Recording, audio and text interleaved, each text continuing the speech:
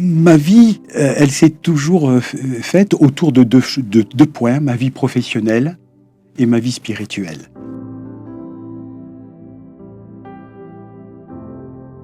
Bonjour, je m'appelle Daniel et je suis au service dans l'église d'Antibes, dans l'équipe pastorale, et je vais partager avec vous comment Dieu m'a appelé à son service. Pour ma part, j'ai grandi dans l'église d'Antibes, où je me suis fait baptiser en 1974, donc le siècle dernier.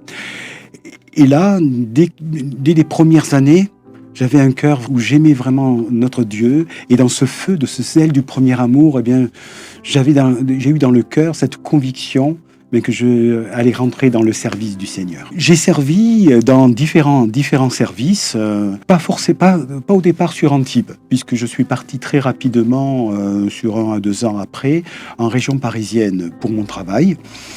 Et dans la nouvelle église dans laquelle j'étais, eh bien, j'ai servi à l'aide pour des réunions de jeunesse, en soutien à l'équipe qui avait déjà sur place. On était une équipe de jeunes où on devait faire de l'évangélisation, on faisait des repas entre nous, vraiment pour faire ces cohésions d'équipe. Après, j'ai été au service militaire, donc il y a eu un passage qui était d'une année où je ne pouvais pas le servir puisque j'étais à l'extérieur. Mais après, en rentrant, j'avais encore plus à cœur de servir notre Seigneur. Je me suis marié, et lorsque je me suis marié, j'ai dit à mon épouse, ma future épouse, écoute, si je vais être serviteur de Dieu, je vais être pasteur ou vraiment être engagé dans le service, sache que lorsqu'on va se marier, il faut qu'on soit 2 pour servir. Et puis, ça s'est fait, donc à tous les 2, elle m'a dit oui, il n'y a pas de souci, bien au contraire, on aime Dieu et on va servir Dieu pendant tout le reste de notre vie.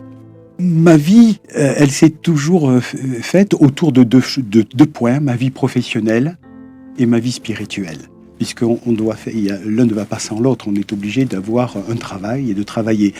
Et je n'ai jamais été à temps plein dans l'église parce que pour mon appel, en discutant et en parlant avec mon pasteur en région parisienne, et il me dit, Daniel, tu sais, il n'y a pas que des pasteurs à plein temps dans l'église. Il y a des serviteurs qui travaillent parce que l'église ne peut pas les soutenir. Et en travaillant, on peut en même temps servir notre Seigneur.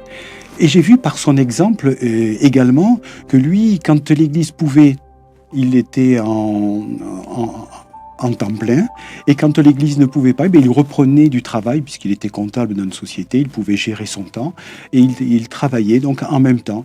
Et fort de cet exemple, avec lui, j'ai commencé à prêcher l'évangile, à faire chanter des cantiques, être dans la louange, et on a fait, tout en travaillant, on a allié les réunions, puisque je faisais les cultes le dimanche matin, et le dimanche après-midi, dans une autre, on avait une annexe, donc on alternait avec le pasteur, donc, en même temps que ma vie professionnelle. Alors, ça amène à faire des choix, c'est vrai, des choix de vie, parce que choisir, c'est renoncer. Il y a des choses que j'ai pas pu faire, mais c'était avec joie. Et le Seigneur a mis dans mon cœur de la joie, de la paix, et sa grâce pour que je puisse continuer dans ce sens. Quand je vois mon épouse, je le vois parce qu'on a presque 50 ans de mariage, qu'on est toujours unis, toujours dans le service, et cette satisfaction avec elle, de voir mes enfants se tourner vers l'Évangile, c'est une grande satisfaction, mais aussi de voir des cœurs qui se sont tournés vers Dieu, de voir des âmes qui ont été bénies, de voir, comme nous le dit la parole de Dieu, des vies transformées, des guérisons, de voir la grâce de Dieu sur les vies. C'était une grande joie. Beaucoup se posent la question, c'est comment servir Dieu et allier ma vie professionnelle, ma vie de famille et tout ce tout ce qui tourne autour. Je dirais, le premier des choix, ce que nous dit la parole de Dieu, cherchez d'abord le royaume des dieux et sa justice, et toutes choses vous seront données par-dessus. C'est là ce que j'ai pu vivre. J'ai fait le choix et ma priorité de servir Dieu. Et les autres choses se sont enchaînées et Dieu m'a aidé, aussi bien dans le côté professionnel, parce que j'ai vu des choses se réaliser. Je suis parti en région parisienne comme simple facteur.